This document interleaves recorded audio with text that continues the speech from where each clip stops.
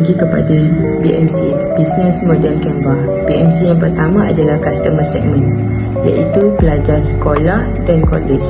Produk kami mensasarkan golongan ini kerana mereka gemar akan snack yang manis, trendy dan mudah dibeli pada harga yang berpatutan. Yang kedua, pencinta dessert.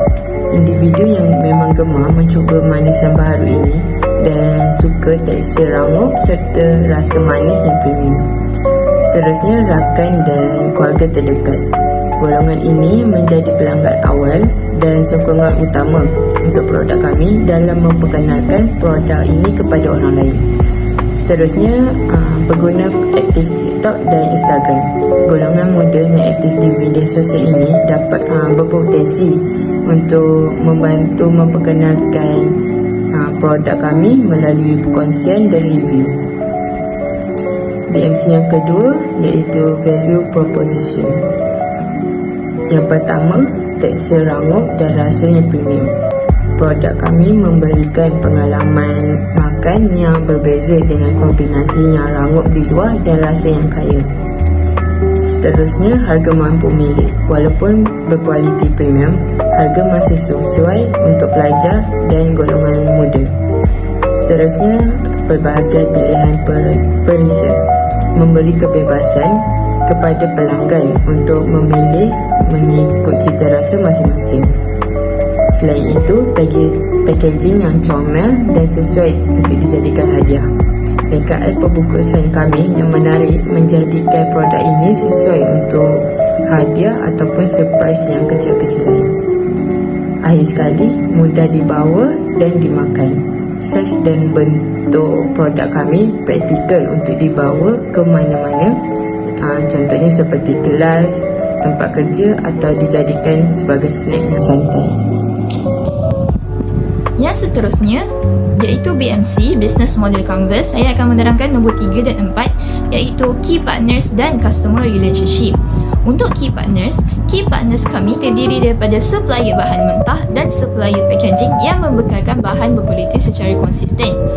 Kami juga bekerjasama antara sesama sendiri untuk mengadakan perkhidmatan delivery untuk memastikan penghantaran tepat pada masanya.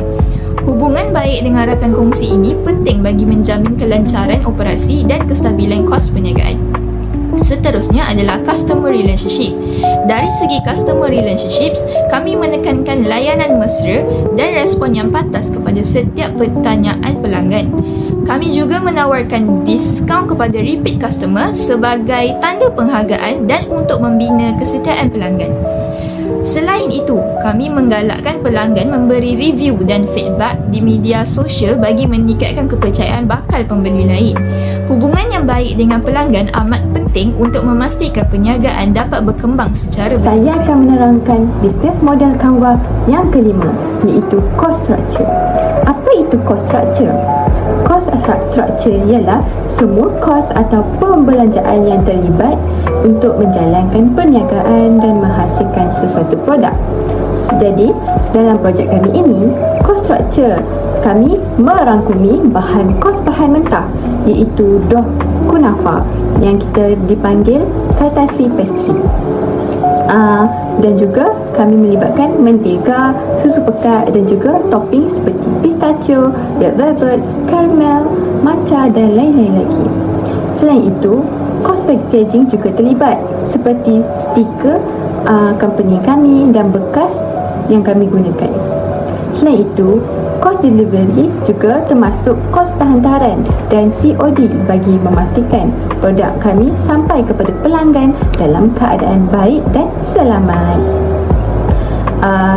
Jadi dalam kos structure ini, kos ini perlu dikira dengan betul-betul supaya kami boleh menetapkan harga jualan yang sesuai dan memastikan perniagaan kami ini mendapat sambutan pelanggan di luar sana. Untuk bisnes model Canva yang keenam iaitu revenue stream. Revenue stream adalah bermaksud sumber pendapatan yang kita peroleh daripada perniagaan daripada pelanggan. Maksud mudahnya adalah bagaimana perniagaan kita menjana duit daripada produk atau servis yang kita tawarkan tu. Jadi, Untuk sumber pendapatan kami yang utama iaitu adalah kami membuat jualan berbekas kunafa. Setiap bekas dijual itu adalah dengan harga yang ditetapkan berdasarkan kos dan margin keuntungan. Selepas itu, kami juga menawarkan harga promosi set combo pada produk kami untuk menarik lebih ramai pelanggan dan menggalakkan mereka membuat pembelian dalam kuantiti yang lebih banyak. Selain itu, kami juga turut menerima tempahan untuk majlis seperti birthday, event atau door gift perkahwinan. Akhir sekali, kami memperkenalkan flavor limited edition untuk menarik minat pelanggan dan dapat mewujudkan permintaan bermusim bagi pelanggan-pelanggan ini dan juga sekaligus akan meningkatkan jualan produk kunafa kami. Seterusnya kita akan pergi kepada bisnes model Canva yang ketujuh, iaitu Key Activities. Aktiviti utama perniagaan ini merangkumi proses penyediaan dan pembungkusan produk secara teliti bagi memastikan kualiti terjamin. Selain itu, promosi dijalankan melalui media sosial untuk menarik pelanggan sasaran. Seterusnya, pengurusan tempahan dibuat secara sistematik supaya pesanan dapat diproses dengan cepat dan tepat. Dalam pada itu, perkhidmatan delivery dan COD pula disediakan bagi memudahkan pelanggan mendapatkan produk. Yang ke-8 iaitu key resource. Sumber utama yang diperlukan termasuklah bahan mentah yang berkualiti tinggi untuk memastikan rasa dan kualiti produk premium. Packaging premium digunakan bagi meningkatkan nilai dan imej jenama. Peralatan dapur pula diperlukan untuk proses penyediaan, manakala akaun media sosial menjadi medium penting untuk pemasaran dan komunikasi antara pelanggan. Yang terakhir iaitu channels. Saluran jualan dan promosi utama yang kami gunakan adalah Instagram, TikTok dan WhatsApp untuk menarik serta berinteraksi dengan pelanggan.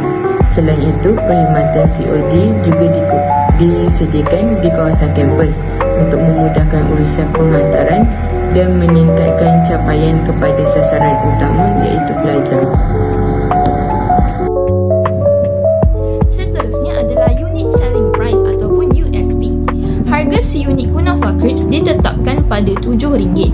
Harga ini dipilih selepas mengambil kira kos bahan mentah, kos packaging, kos operasi serta margin keuntungan yang munasabah. Kami juga memastikan harga ini kompetitif dan sesuai dengan kemampuan pelajar, tetapi kami masih mengekalkan imej premium produk. Strategi ini hanya untuk memastikan keseimbangan antara keuntungan dan daya saing pasaran. Itu sahaja daripada saya. Terima kasih. Sekarang kita sudah sampai ke penghujungnya. Untuk konklusi projek Kunafa Crispy ini berjaya memperkenalkan produk manisan yang premium dan inovatif dan mendapat sambutan yang positif daripada pasaran sasaran. Melalui projek ini, kami juga bukan sahaja dapat mempraktikkan kemahiran keusahawanan, malah kami juga dapat memahami cabaran yang sebenar dalam menjalankan perniagaan. Projek ini juga dapat memberi peluang kepada kami semua membina keyakinan sebagai usahawan yang muda serta menekankan kepentingan kreativiti, perancangan dan strategi yang teratur dalam memastikan kejayaan sesuatu perniagaan tersebut. Jadi, jangan lupa support kami dalam projek Kunafa Crispy ini. Sekian, terima kasih.